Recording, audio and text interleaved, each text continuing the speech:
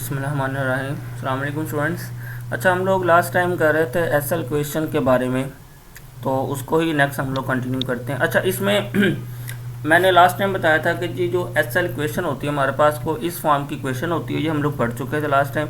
इसमें मैं आपको सिर्फ ये रीज़न को बता रहा हूँ कि आपने इसमें पॉइंट एक याद रखना है। पॉइंट आपने ये वाला याद रखना है कि एसएल क्वेश्चन में आप नोट करें, हमने ये कहा था कि जो हमारे पास p इंटू एक्स होगा वो greater than equal to zero होगा, q into x greater than equal to zero होगा और r into x greater than equal to zero होगा। फिर हमने इस क्वेश्चन में कहा था कि एल डिफाइन करवाया था कि जो एल हमारे पास डिफरेंशियल ऑपरेटर होता है। तो आपने बस कंडीशनें ये वाली याद रखनी है, ठीक है, कि p into x greater than equal to zero, q into x greater than equal to zero और r into x greater than equal to zero. ये एसएल क्वेश्चन की बात हो रही है, ये हमने लास्ट टाइम पढ़ा था।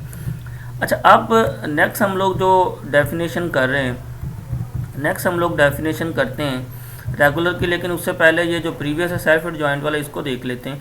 कहता है कि जी what is self adjoint SL differential operator. तो ये हमने लास्ट टाइम इसको एक्सप्लेन किया हुआ था कि ये हमारे पास क्वेश्चन है, इसमें ये वाला जो इतना पार्ट आता है कि इसको हम लोग एल शो कर दें कि ये हमारे पास जो है शो करता है कि जी डिफरेंशियल ऑपरेटर है, इसको सेल्फ जॉइंट ऑपरेटर भी कहते हैं। तो ये लास्ट टाइम पढ़ लिया था। अब नेक्स्ट इसकी प्रॉपर्टीज उसने लिखी है एसएल क्वेश्चन की। तो ये प्रॉपर्टीज इसमें ये कहता है कि the question contain linear ordinary operator of the second order होगा। फिर कहता है the sign of lambda is non active, जो लैम्डा है वो क्या होगा, नॉन एक्टिव होगा, मतलब greater than equal to zero होगा। फिर नेक्स्ट कहता है the value of lambda are real, के लैम्डा की वैल्यू जो होगी वो ऑलवेज रियल होगी। फिर कहता है the solution u of equation is bonded, तो उसका सोल्यूशन आएगा वो इसका बॉन्डेड होगा। ये प्रॉपर्टीज थी। अच्छा, फिर नेक्स्ट ये जो हम लोग नेक्स्ट आज न्यू स्टार्ट कर रहे हैं कि ये हमारे पास अब सिस्टम है कि रेगुलर क्या होता है, पीरियडिक क्या होता है, सिंगुलर एसएल क्या होता है, ठीक है। अब सबसे पहले हम लोग एक्सप्लेन कर रहे हैं रेगुलर एसएल क्वेश्चन को, कि लास्ट टाइम हमने पढ़ा था कि जी सिंपल एसएल क्वेश्चन, कि एसएल क्वेश्चन क्या थी। आज हम पढ़ रहे हैं रेगुलर एसएल क्वेश्चन। अच्छा, सबसे पहले तो ये क्वेश्चन तो उसने वही लिए जो एसएल क्वेश्चन, देखो कहता है कि जी द एसएल क्वेश्चन ये वाली, या इसको ऐसे लिख सकते हैं या ऐसे भी लिख सकते हैं। कहता है कि is called regular if p into x greater than zero and r into x greater than zero. आप इधर बात नोट करो आप कि जो एसएल इक्वेशन थी उसमें जो क्या था, उसमें ये कंडीशन थी कि p into x greater than equal to zero and r into x greater than equal to zero. लेकिन जो रेगुलर एसएल क्वेश्चन है, रेगुलर एसएल क्वेश्चन में आप नोट करें क्या बन रहा है, रेगुलर एसएल क्वेश्चन में क्या होगा कि इधर क्वालिटी नहीं होल्ड करेगी, कि रेगुलर की ये कंडीशन है कि जस्ट क्या हो, p into x greater than zero हो और r into x greater than zero हो। यही आपने याद रखना है कि सबकी अलग अलग कंडीशन होगी कि एसएल के अंदर ये greater than equal to zero है, लेकिन रेगुलर एसएल के अंदर क्या है, ये सिर्फ होना चाहिए आपका p into x greater than zero होना चाहिए। फिर नेक्स्ट कहता है कि for any x on real close interval a b और ओपन इंटरवल एग्जाम्पल्स। अब ये उसकी ने इसकी एग्जाम्पल्स दी हैं, ये दो। पीरियडिक को तो बाद में डिस्कस करते हैं, सिर्फ रेगुलर को करें। अब ये उसने इसकी एग्जाम्पल दी है कि जी u double prime is equal to this है इन एसएल फॉर्म, तो फिर उसने लिख दिया। तो इसी तरीके से दूसरी एग्जाम्पल्स भी दी है। अब मैं इन एग्जाम्पल्स को मैंने थोड़ा सा सिंप्लीफाई करके सोल्व किया हुआ है, तो उधर से हम लोग इसको डिस्कस करते हैं। फिलहाल अभी आपने आज के लिए याद रखना है कि एसएल के अंदर होता है p into x greater than equal to zero और r into x greater than equal to zero, लेकिन रेगुलर एसएल के अंदर क्या होगा, ओनली ग्रेटर देन जीरो होना चाहिए, ठीक है। अब ये जो दोनों एग्जाम्पल है, एग्जाम्पल नंबर 1 और 2, इसको मैंने सोल्व किया हुआ अलग से, तो वो देखें। सबसे पहले देखें, आपने ये क्वेश्चन लिख ली। अब क्वेश्चन लिखने के बाद आपने करना क्या, देखिए ये हमारे पास क्वेश्चन था कि जी u double prime plus lambda u.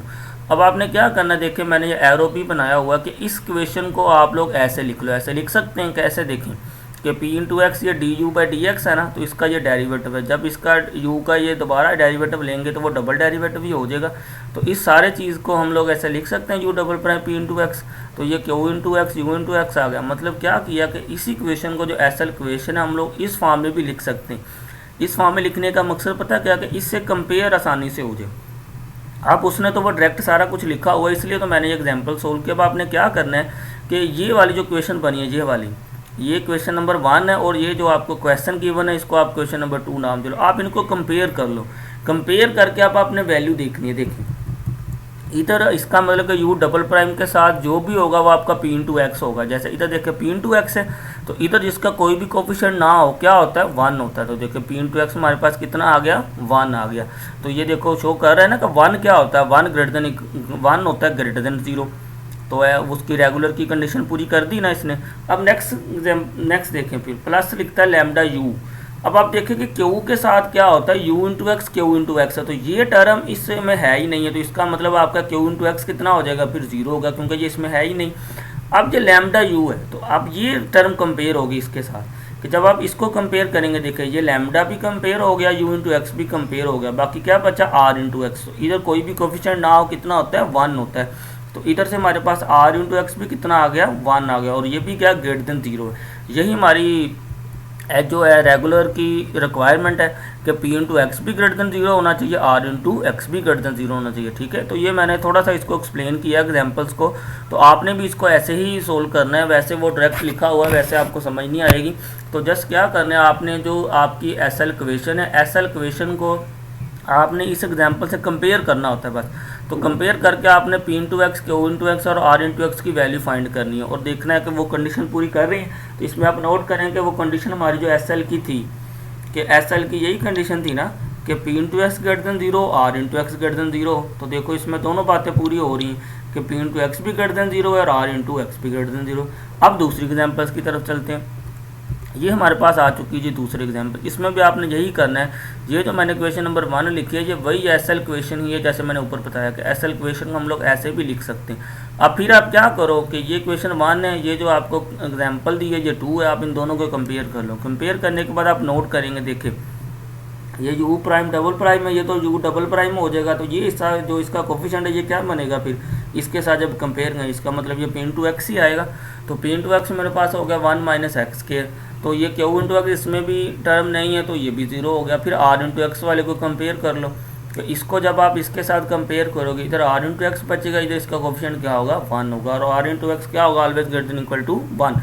अब ये आपको कैसे पता चलेगा कि ये जो p into x 1 minus x है ग्रेटर देन 0 है, ये इसके लिए इसने ये इंटरवल दिया हुआ है। आप इनसे इंटरवल में से कोई भी वैल्यू उठा के आप x की जगह लगाओगे, तो आप देखोगे कि आपका आंसर क्या आएगा, ऑलवेज ग्रेटर देन 0 ही आएगा। आप कोई भी इस इंटरवल में से वैल्यू पुट करके देख लेना। ठीक है, तो यही दो हमारी कंडीशन थी उसकी, कि p इंटू एक्स भी ग्रेटर देन 0 और r इंटू एक्स भी ग्रेटर देन 0। ठीक है, तो ये दोनों एग्जांपल्स मैंने इसको थोड़ा सा सिंप्लीफाई करके कर दिया सोल्व, आपने भी इसको ऐसे ही करना है। तो उधर तो उसने डायरेक्ट लिखा हुआ है। ठीक है, तो नेक्स्ट हम लोग जो डेफिनेशन है उसकी वो नेक्स्ट पढ़ेंगे। तो इधर तक आपने सिर्फ ये रेगुलर की, ये जो रेगुलर एस एल क्वेश्चन है इसको आपने याद रखना है कि ये एस एल क्वेश्चन ही होती है, लेकिन ये एस एल क्वेश्चन रेगुलर कब बनेगी, ये तब रेगुलर बनेगी जब इसमें p into x greater then 0 होगा, r into x greater then 0 होगा। ठीक है, तो नेक्स्ट हम लोग इंशाल्लाह नेक्स्ट वाली जो क्वेश्चन है एस एल क्वेश्चन उसको हम लोग देखेंगे, उसकी डेफिनेशन उसकी एग्जांपल्स को।